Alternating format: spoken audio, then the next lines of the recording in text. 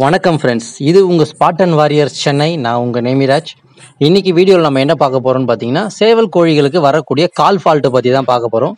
So கால் ஃபால்ட்டுன்றது பார்த்தீங்கன்னா நிறைய டைப்பில் வரும். சேவல் கோழிங்க ரொம்ப ஹைட்டான இடத்துல அடங்குது நைட்டில் அப்படின்னா, காலையில் குதிச்சு வெளியே வரும்போது கால் ஃபால்ட் ஆகும். வண்டியில் அடிபட்டு கால் ஃபால்ட் ஆகும். இல்லை நாய் ஏதாவது காலில் கடிச்சிருச்சுன்னா அப்போ வளர வளர கால் ஃபால்ட் ஆகும். ஸோ நிறைய மெத்தட் இருக்குது. அதில் ஒரு வகையான மெத்தட் தான் நம்ம இன்றைக்கி பார்க்க போகிறோம். இப்போ நீங்கள் வீடியோவில் பார்க்குற இந்த ட்ரீட்மெண்ட் வந்து நான் 4 மாதத்துக்கு முன்னாடி போட்டது, என்னோட இன்ஸ்டாவில் போட்டது. ஸோ இதோட மருத்துவம் வேறு. இந்த விடைக்கு தான் நம்ம இப்போ கால் ஃபால்ட்டுக்கு ட்ரீட்மெண்ட் பண்ண போகிறோம். நம்ம சேனலை நீங்கள் ஃபஸ்ட் டைம் பார்க்குறீங்கன்னா சப்ஸ்கிரைப் பண்ணிக்கோங்க. பக்கத்தில் இருக்கிற பெல் ஐக்கானை கிளிக் பண்ணிக்கோங்க. 3 ஆப்ஷன் வரும், அதில் ஆல்ரெடி கிளிக் பண்ணிட்டீங்கன்னா நான் போடுற வீடியோ எல்லாமே உங்களுக்கு நோட்டிஃபிகேஷனாக வரும். அதோட முக்கியமான விஷயம், நீங்கள் வீடியோ வந்து ஸ்கிப் பண்ணாமல் பாருங்கள். அப்போ தான் நம்ம என்ன சொல்கிறோம், எப்படி பண்ணியிருக்கோம், எப்படி பண்ணால் என்ன மாதிரி ஃபால்ட்டெல்லாம் க்யூர் ஆகுன்றது உங்களுக்கு ஈஸியாக தெரியும். ஸோ மறக்காமல் ஸ்கிப் பண்ணாமல் பாருங்கள். வாங்க வீடியோக்குள்ளே போவோம்.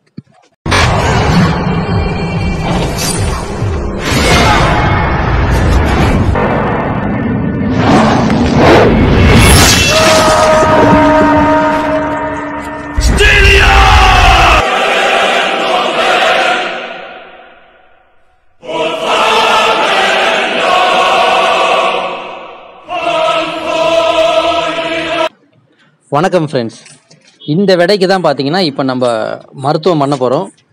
இவன் பார்த்தீங்கன்னா எப்போ பார்த்தாலும் ரோடுலேயே மேய்ஞ்சிட்டு இருக்கோம். நம்ம என்ன தான் விரட்டி விட்டாலும் கரெக்டாக அந்த வண்டி போகிற இடத்துலேயே மேய்ஞ்சதுனால என்ன ஆயிடுச்சுன்னா, ஒரு பைக்குக்காரை வந்து ஏற்றிட்டு போயிட்டான். அப்போத்துலேருந்து இதுக்கு காலில் வந்து அடிபட்டு இந்த முட்டியில் கொஞ்சம் பிரச்சனையாயிடுச்சு. அதுக்கு நம்ம மருத்துவம் பண்ணிட்டோம். அதுக்கப்புறம் நம்ம இங்கே தான் மறுபடியும் வண்டியில் அடிபடும், ரோட்லேயே சுற்றுதுன்னு சொல்லிட்டு நான் வெளியே எடுத்துகிட்டு போய் போட்டுட்டேன். அங்கே வந்து கொஞ்சம் பராமரிப்பு இல்லை, கண்டுக்காமல் விட்டதுனால அது என்ன ஆயிடுச்சுன்னா, அந்த கால் வந்து ரொம்ப ஃபால்ட் ஆகி போச்சு. அதுக்கப்புறம் நான் பார்த்து கொண்டு வந்துட்டேன். இப்போ கொண்டு வந்து நம்ம வீட்டில் வச்சுருக்கேன். இப்போ இவர் எப்படி இருக்கிறாருன்னு பாருங்கள்.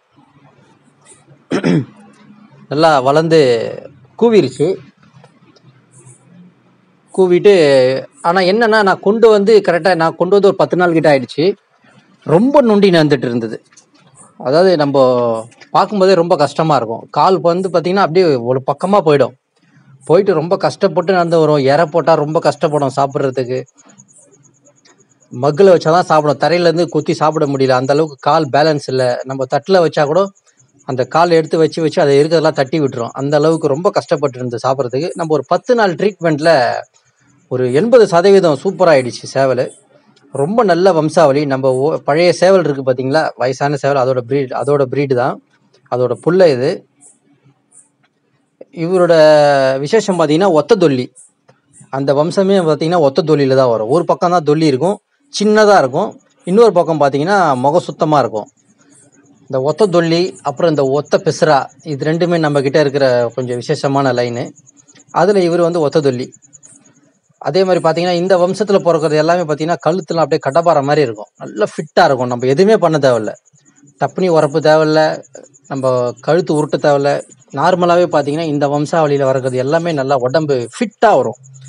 சிங்கிள் பீட்டுக்கும் டபுள் பீட்டுக்கும் நடுவில் வரும். இந்த ஒத்த தொல்லி ரொம்ப அருமையான வம்சாவளி. நல்ல நரம்பு கால் அடிக்கக்கூடிய ஒரு வம்சாவளி இது.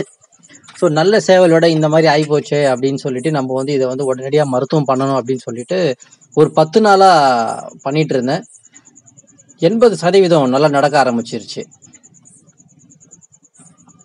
இதே மாதிரி உங்ககிட்டயும் ஏதாவது சேவல் இருக்கும், வண்டியில் அடிபட்டிருக்கும், இல்லை நாய் ஏதாவது கடிச்சிட்டு இருக்கும், இல்லைன்னா மேலே இருந்து குதிச்சிருக்கும், இல்லை பொட்டையை விரட்டிக்கிட்டு இந்த பட்டாங்கெல்லாம் பயங்கரமாக ஓடும் ஆர்வத்தில். அப்படி ஓடும்போது எங்கேயாவது கல்லுகள் இடிச்சு விழுந்துடும், இல்லைன்னா கல்லில் ஆணி வந்துச்சுன்னா கூட இந்த மாதிரிலாம் நொண்ட ஆரம்பிக்கும். ஸோ ஆணி வந்துச்சுன்னா அதுக்கு நான் வேறு ட்ரீட்மெண்ட், அது நான் தனியாக ஒரு வீடியோ போடுறேன். இந்த மாதிரி தாங்கி நடக்குது, கால் இழுத்து நடக்குது, டப்புனி பார்க்குறப்ப காலில் ஏதோ பிரச்சனை ஆகிட்டு கோத்து நடக்குது அப்படின்னும் போது இதுக்கு என்ன வகையான மருத்துவம் பண்ணலாம் அப்படின்றத நான் இந்த வீடியோவில் போடுறேன். பார்த்து இதே மாதிரி பண்ணிங்கன்னா கன்ஃபார்மாக உங்களுக்கு 100% க்யூர் ஆகிடும். இப்போ இவன் நடக்கிறத பாருங்கள். இது வந்து 80% க்யூர் ஆனதுக்கப்புறம். இதுக்கு முன்னாடி பார்த்தீங்கன்னா இவனால் இவ்வளோ தெளிவாக நடக்க முடியாது. இப்போ அது கரெக்டாக நேராக எடுத்து வைக்குது கால். அதுக்கு வரும்போது பார்த்தீங்கன்னா கால் அப்படியே வலது பக்கம் ஒரு பக்கமாக போயிடும். ரொம்ப கஷ்டமாக இருந்துச்சு. என்னடா நல்ல லைனேஜ் இந்த மாதிரி ஆகிப்போச்சு அப்படின்னு சொல்லிட்டு. ஏன்னா நம்ம பொதுவாக பார்த்தீங்கன்னா நான் வந்து வெளியிலேருந்து எந்த பொருளும் எடுக்க மாட்டேன். எல்லாமே நம்ம ஓன் பிளட் லைன் தான், ஓன் ப்ரீடு தான். அதனால் நம்ம எல்லாமே ரொம்ப பார்த்து பார்த்து பார்த்து வச்சுக்கிறதா இருக்குது. அப்படி பார்த்து வைக்கிறப்போ தான் இந்த மாதிரி ஏதாவது ஒரு பிரச்சனைங்க வந்துடுது. அப்போ தான் இறை சாப்பிட்டு போச்சு, சின்ன வெடியாக இருக்கிறப்போ கரெக்டாக வண்டியில் போய் மாட்டிக்கிச்சு. ரோடு கிராஸ் பண்ணி ஓடி வரும்போது வண்டியில் மாட்டிக்கிச்சு. இப்போ பார்த்தீங்கன்னா இவர் 80% க்யூர் ஆகிட்டார். இவருக்கு என்ன மருத்துவம் எந்த மாதிரி பண்ணோம் அப்படின்றத நான் உங்களுக்கு தெளிவாக காட்டுறேன். பார்த்துட்டு இதே மாதிரி உங்கள் வீட்டில் ஏதாவது சேவலுக்கோ இல்லை பட்டாக்கோ வெடைக்கோ இந்த மாதிரி இருந்துச்சுன்னா நீங்கள் இந்த மாதிரி பண்ணி க்யூர் பண்ணிக்கோங்க. இப்போ நட பாருங்க, ஓரளவு ரொம்ப தெளிவாக இருக்குது. இதுக்கு முன்னாடி ரொம்ப கஷ்டமாக இருந்தது பார்க்குறதுக்கு. ஸோ இவரை என்ன பண்ணணும்னா நம்ம ஹேங் பண்ணி தான் இந்த காலை வந்து நம்ம உருவி விடணும். ஸோ இதை ஹேங் பண்ணுறது வந்து ஒவ்வொருத்தருக்கும் ஒரு மெத்தடு. என்னோடய மெத்தடை நான் இதில் காட்டுறேன். நீங்கள் இதுவே ஃபாலோ பண்ணணும்னு அவசியம் கிடையாது. நம்ம பார்த்தீங்கன்னா நம்மக்கிட்ட வந்து யாரும் நான் வீட்டாண்டியோ கூண்டாண்டியோ சேர்க்க மாட்டேன். யாருமே வரமாட்டாங்க, வந்தாலும் நான் சேர்க்க மாட்டேன். அதனால் பார்த்தீங்கன்னா எல்லா வேலையுமே நம்மளே தான் பண்ணுறது. அதனால் பார்த்தீங்கன்னா நமக்கு கொஞ்சம் இந்த மாதிரி கொஞ்சம் வேலை வாங்கும். யாராவது பக்கத்தில் இருந்தாங்க, உங்களுக்கு கூட இருக்கிறாங்க, சிஷ்ய பசங்க இருக்கிறாங்க, ஃப்ரெண்ட்ஸ் இருக்கிறாங்கன்னா நீங்கள் வந்து சேவலை வந்து தூக்கி பிடிச்சிட்டு ரெக்கை அடிக்காத அளவுக்கு வச்சு நீங்கள் கால் உருவி விடலாம். அப்படி இல்லை, உங்களுக்கும் ஆள் பக்கபலம் இல்லை அப்படின்னும் போது நீங்கள் வந்து இந்த மாதிரி தொட்டில் கட்டி ஹேங் பண்ணி தொங்க விட்டுட்டு பண்ணலாம். ஆக்சுவலாக இந்த மாதிரி தொங்க விட்டு பண்ணுறது தான் பெஸ்ட்டு. நல்லா க்யூராகவும் சீக்கிரமாக அது நம்ம வலிக்கிறதுக்கு வசதியாக இருக்கும். அது ஏதாவது நரம்பு சுற்றி இருந்தால் கூட இல்லை ரத்தக்கட்டு இருந்தால் கூட எடுக்கிறதுக்கு நமக்கு வசதியாக இருக்கும். ஸோ இதை நான் எப்படி ஹேங் பண்ணுறேன் அப்படின்றத மட்டும் கொஞ்சம் பார்த்துக்குங்க. நம்ம வந்து இந்த மெத்தடில் பண்ணுறது. உங்களுக்கு வேறு ஏதாவது மெத்தடு தெரிஞ்சதுன்னா நீங்கள் அது கூட பண்ணிக்கலாம். பட் நமக்கு இதில் முக்கியமான விஷயம் என்னன்னு பார்த்தீங்கன்னா, சேவல் வந்து ரெக்கை அடிக்கக்கூடாது. ரெக்கை அடிக்காமல் சைலண்ட்டாக ஆடாமல் அப்படியே தொங்கிட்டு இருந்தாலே போதும். நம்ம வேலையை நம்ம க்ளீனாக பண்ணிடலாம். அதுதான் இதில் இருக்கிற ஒரு முக்கியமான விஷயம். பாருங்கள், ஃபுல்லாக அவருக்கு பேண்டு மாதிரி போட்டாச்சு. போட்டு இவரை அப்படியே ஹேங் பண்ணிடலாம். இப்போ பார்த்தீங்கன்னா ரெக்கை அடிக்காது, எந்த ஒரு மூமெண்ட்டுமே இருக்காது. நம்ம வந்து ட்ரீட்மெண்ட்டை வந்து பக்காவாக பண்ணலாம். இதுக்கு நம்ம என்ன ட்ரீட்மெண்ட் பண்ண போகிறோம்னு பார்த்தீங்கன்னா, நம்ம ஆயில் போட்டு தான் நீவி விட போகிறோம். இதை வந்து நான் ஃபஸ்ட்டு டேலேருந்து கண்டினியூவாக பண்ணேன். பட் அப்போ நான் வீடியோ எடுக்கலை. அப்போ நான் எடுத்திருந்தேன்னா உங்களுக்கு தெரிஞ்சிருக்கும் இது எவ்வளோ கால் பிரச்சனையாக இருந்தது அப்படின்னு சொல்லிட்டு. இப்போ பார்த்தீங்கன்னா 80% க்யூர் ஆகிருக்குன்னா அப்போ நீங்கள் யோசிச்சு பாருங்கள் ஸ்டார்டிங்கில் எப்படி நடந்திருக்கும் அப்படின்ட்டு. அந்த வீட்டிலேருந்து கொண்டு வரும்போது எனக்கு ரொம்ப மனசு சங்கடமாகி போச்சு. என்னடா இது, நம்ம நல்ல லைனேஜ் ஆச்சே, இந்த மாதிரி பிரச்சனை வந்துருச்சு அப்படின்னு சொல்லிட்டு இந்த மாதிரி வந்து ஹேங் பண்ணிவிட்டு ஃபஸ்ட்டு வந்து காலை வந்து நல்லா வார்ம் அப் மாதிரி பண்ணி விட்ருங்க. கொஞ்சம் மசாஜ் பண்ணி விட்டுட்டு, இதுக்கு நம்ம பர்டிகுலராக எதுவும் யூஸ் பண்ணலை, தென்னை மரக்குடி எண்ணெய் தான். இந்த எண்ணெய் பார்த்தீங்கன்னா எனக்கு நல்ல ரிசல்ட்டு எல்லா விஷயத்துக்குமே. களம் முடிஞ்சு வந்தாலும் ஏதாவது காலில் ஏதாவது பிரச்சனை அப்படின்னாலும் இது நல்ல ரிசல்ட்டு. ஐஜி பெயினை விட எனக்கு இது ரொம்ப கை கொடுக்குது. எல்லா விஷயமும் ரத்தக்கட்டாக இருக்கட்டும், இல்லைன்னா கால் ஏதாவது ஃபால்ட் ஆகி பெண்ட் ஆகிட்டா கூட இதை வச்சு தான் நான் க்யூர் பண்ணுறது. இந்த எண்ணெய் என்ன பண்ணணும், நமக்கு தேவையான அளவுக்கு பாத்திரத்தில் ஊற்றிட்டு, ஆக்சுவலாக பார்த்தீங்கன்னா இந்த பாத்திரத்தை நான் ஃபுல்லாக ஊற்றி வச்சுருந்தேன். இது 2வது பாட்டில்னா ஃபஸ்ட்டு பாட்டில் ஃபுல்லாக காலி பண்ணல, அது பாதியிலே இருக்கும்போதே காணாத போயிடுச்சு. அதனால் இன்னொரு பாட்டில் வாங்கணும். கிட்டத்தட்ட ஒரு 3/4 பாட்டில் நான் யூஸ் பண்ணியிருக்கேன். 10 நாள்லேயே க்யூர் ஆகிடுச்சு பக்கா, ஒரு 80%. இந்த எண்ணெயை வந்து நீங்கள் நல்லா சூடு பண்ணிக்கோங்க. சூடு பண்ணிவிட்டு இளம் சூட்டில் இருக்கிறப்பவே அதோட காலில் மேலிருந்து கீழே தான் தடவணும். அதனால தான் வந்து பார்த்திங்கன்னா நம்ம வந்து அந்த சேவலை வந்து ஹேங் பண்ணுறது. தரையில் நிற்க வச்சு பண்ண வச்சிங்களா ரெக்கை அடிக்கும், எண்ணெய்லாம் தரையில் வேஸ்ட்டாக போகும், இல்லைனா நம்ம மேலேயே படும், நமக்கு வந்து ஒரு வாட்டம் இருக்காது. இந்த அளவுக்கு எண்ணெயை வந்து நல்லா ஹீட் பண்ணிவிடுங்க. ஹீட் பண்ணதுக்கப்புறம் கொஞ்சம் நேரம் ஆற விட்டுருங்க. ஆற விட்டதுக்கப்புறம் என்ன, இளம் சூடு ஓரளவுக்கு நம்ம கை வச்சு எடுக்கிற பதத்துக்கு இருந்ததுன்னா போதும். அந்த சூடு இருந்தாலே போதும். நம்ம அப்படியே டைரெக்டாக அப்ளை பண்ணலாம். ஏன்னா நம்ம நிறைய கொதிக்க வச்சு அது அந்த ஸ்கின்ல பட்டு ஸ்கின்னு மறுபடியும் புண்ணாகி அது ஒரு ஃபால்ட்டை கொண்டு வந்துடும். அந்த மாதிரியெல்லாம் ரொம்ப ஹீட்டாக அப்ளை பண்ணக்கூடாது. இளம் சூடு இருந்தாலே போதும். இப்போ பாருங்கள், நான் ஓரளவுக்கு ஹீட் பண்ணிட்டேன். ஒரு 10 நிமிஷம் அப்படியே வச்சுட்டேன். ஆறுனதுக்கப்புறம் பட்ஸு வச்சு என்ன பண்ணணும், ஃபஸ்ட்டு ஆயிலை வந்து ஃபுல்லாக அப்ளை பண்ணிடணும் காலில். அந்த தொடப்பகுதிக்கு மேலே இருக்கிற ஜாயிண்ட்டு, முட்டி, இந்த விரல் ஜாயிண்ட்டு இது எல்லாமே பார்த்தீங்கன்னா ஃபுல்லாக ஆல்ரெடி நான் அப்ளை பண்ணிட்டேன். இப்போது இந்த வீடியோக்காக மறுபடியும் உங்களுக்கு காட்டுறேன். ஃபுல்லாக எண்ணெயை வந்து போட்டுட்டு கொஞ்சம் நேரம் ஊற விட்டுறணும். ஊற விட்டுட்டு அதுக்கப்புறமா என்ன பண்ணலன்னா மேலிருந்து கீழே ஃபுல்லாக மசாஜ் நல்லா நீவி விடணும். ஏன் நம்ம ஆயிலை போட்டு கொஞ்சம் நேரம் அப்படியே ஃப்ரீயாக விடுறோம் அப்படின்னு பார்த்தீங்கன்னா, அந்த ஆயில் வந்து அந்த ஸ்கின் வழியாக உள்ளே இறங்கிடும். இறங்குனதுக்கப்புறம் நீங்கள் வந்து மசாஜ் பண்ணி விடலாம். நீங்கள் டைரெக்டாக ஆயிலை போட்ட உடனே நீவுனீங்கன்னா என்ன ஆகும்னா, ஆயில் வந்து அந்த ஸ்கின்குள்ளே போகாது, மேலோடவே இருந்து அப்படியே உங்கள் கையிலேயே வந்துடும். ஸோ அதனால் எந்த யூஸுமே இல்லை. ஃபஸ்ட்டு நீங்கள் எந்த ஒரு ட்ரீட்மெண்ட்டுக்கு நீங்கள் ஆயில் அப்ளை பண்ணாலும் ஃபஸ்ட்டு தடவி விட்டுருங்க. தடவி விட்டு கொஞ்சம் நேரம் நல்லா ஆயிலை ஊற விட்டுருங்க. அது ஸ்கின்னில் உள்ளுக்குள்ளே இறங்குனதுக்கப்புறம் நீங்கள் மறுபடியும் ஆயில் போட்டு நீவி விடலாம். அதுக்கு கொஞ்சம் குறைஞ்சபட்சம் ஒரு 5 நிமிஷமாவது நீங்கள் ஃப்ரீயாக விடணும். எடுத்ததுமே ஆயிலை போட்டு நல்லா நீவி கீவி விட்டிங்கன்னா ஆயில் வந்து எல்லாமே உங்கள் கையிலே தான் வருமே தவிர அந்த டேமேஜ் ஆன பகுதிக்கு போகாது. பாருங்க, ஆல்ரெடி ஆயில் வந்து இவருக்கு போட்டு நான் ஒரு 5லேருந்து 8 நிமிஷத்துக்கிட்ட விட்டுட்டேன். இப்போ பார்த்தீங்கன்னா இந்த மாதிரி மேலிருந்து கீழே நல்லா விரல் வரைக்கும் சேவல் வந்து தரையில் நிற்கக்கூடாது. கால் வந்து கீழே தர பேலன்ஸ் இல்லாமல் தொங்கணும். அதுக்காக தான் நம்ம இந்த மாதிரி ஹேங் பண்ணுறது. கீழே இருந்து மேலே தடவக்கூடாது. மேலிருந்து எந்த இடத்துல ஜாயிண்ட் இருக்கோ அந்த ஜாயிண்ட்லேருந்து ஃபுல்லாக நீங்கள் ஆயில் எவ்வளோ வேணாலும் யூஸ் பண்ணி நீவி விடலாம். தப்பே கிடையாது. இதனால் எந்த ஒரு ஃபால்ட்டும் ஆகாது.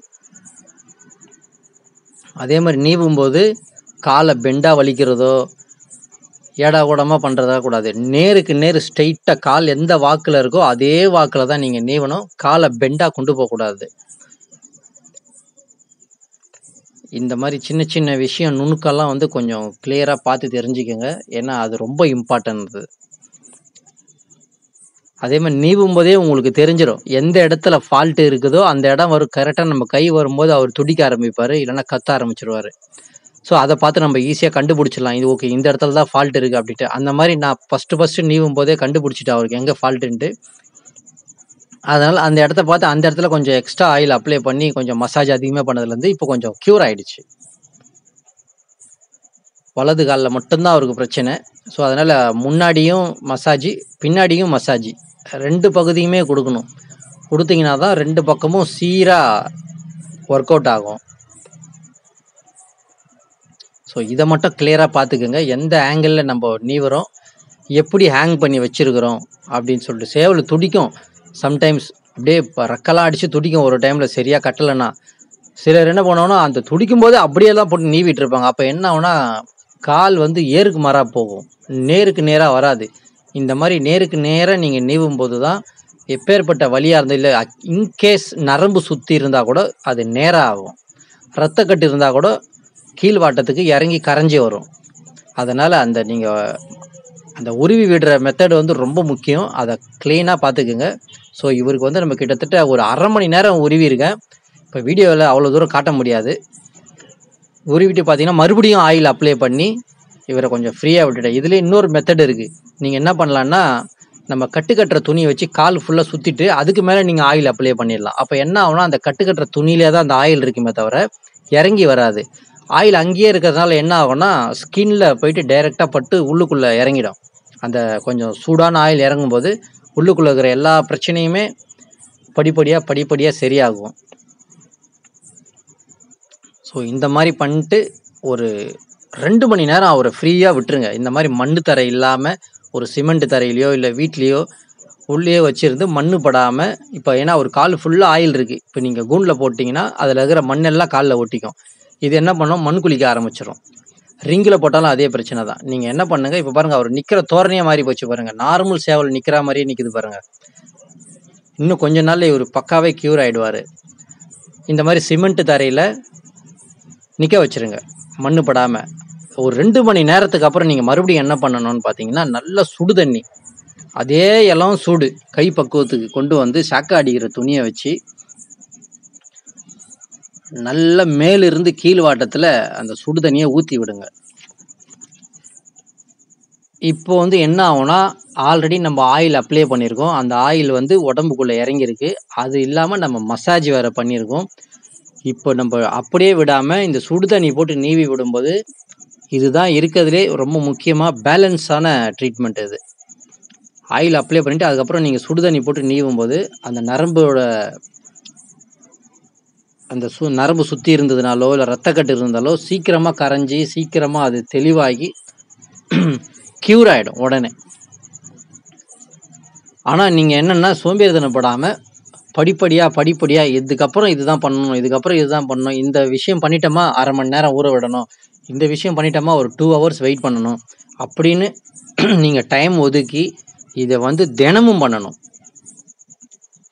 சுடு தண்ணி இல்லாமல் சுடு தண்ணியிலே நீங்கள் கொஞ்சம் மஞ்சள் தூளும் போட்டுக்கலாம், உப்பு போட்டு கூட நீங்கள் இது பண்ணிக்கலாம், அது உங்களோட வசதி. பட் நான் வெறும் சுடு தண்ணி தான் போடுறேன். ஏன்னா இது நான் 10வது நாள். இது முதல் நாள்லேருந்து இவருக்கு இந்த ட்ரீட்மெண்ட் பண்ணியிருக்கேன்.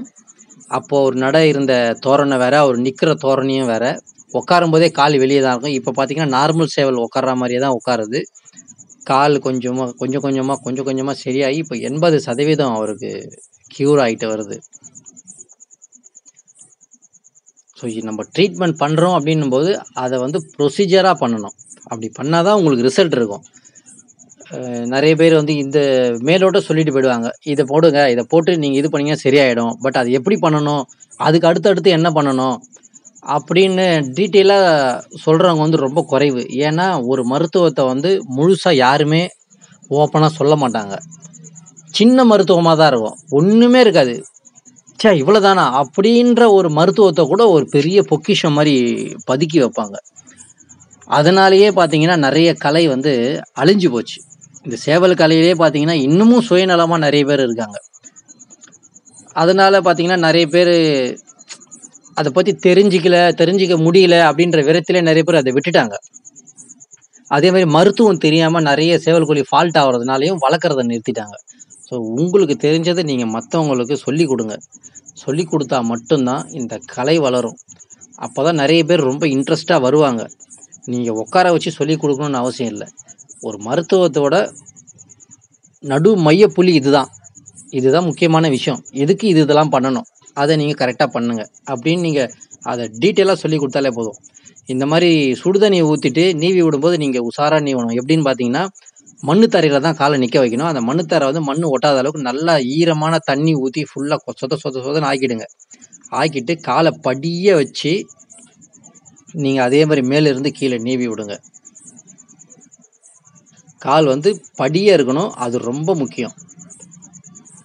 ஏன்னா அப்போ தான் அந்த பெயின் எல்லாம் போகும், ப்ளஸ் நரம்பு சுற்றி இருந்தாலும் ரிலீஃப் ஆகும், ரத்தக்கட்டு இருந்தாலும் கரைய ஆரம்பிச்சிடும். இப்போ பாருங்கள், இவருக்கு எல்லாமே பண்ணியாச்சு. கொஞ்சம் நேரம் ஒரு 10 நிமிஷம் அப்படியே வாக் பண்ண விடுவோம். நிறைய மாறி இருக்கு, முந்தைய விட இப்போ ரொம்ப நிறைய மாறி இருக்கு. கொஞ்சம் நேரம் நடக்க விட்டுட்டு இவரை எடுத்து ரிங்கில் போட்டுடலாம். அதே மாதிரி கால் ஃபால்ட் அதிகமாக இருக்கிறப்போ இது சேவல் பார்த்தீங்கன்னா நீங்கள் நடக்கவே விடக்கூடாது. சேவலாக இருக்கட்டும், பெட்டையாக இருக்கட்டும், வெடையாக இருக்கட்டும், எதுவாக இருந்தாலும் நடக்க விடக்கூடாது. ரிங்கு உள்ளே இல்லை கூண்டு உள்ளே தான் போட்டு வைக்கணும். நடக்க இன்னும் அதிகமாக ஃபால்ட் ஆகும். நீங்கள் மருத்துவம் பண்ண ஆரம்பித்து ஓகே இப்போ பரவாயில்ல அப்படின்னு உங்களுக்கு எப்போ தோணுதோ அப்போ தான் நீங்கள் சேவலை இறக்கியே விடணும் கீழே நடக்க வைக்கிறதுக்கு. அதுவும் ரொம்ப நடக்க வைக்கக்கூடாது. ஒரு 5 நிமிஷம் இல்லை 10 நிமிஷம் நடந்தால் போதும். அதுவும் மண் கிரிப்புக்காக தான் நடக்க வைக்கிறது.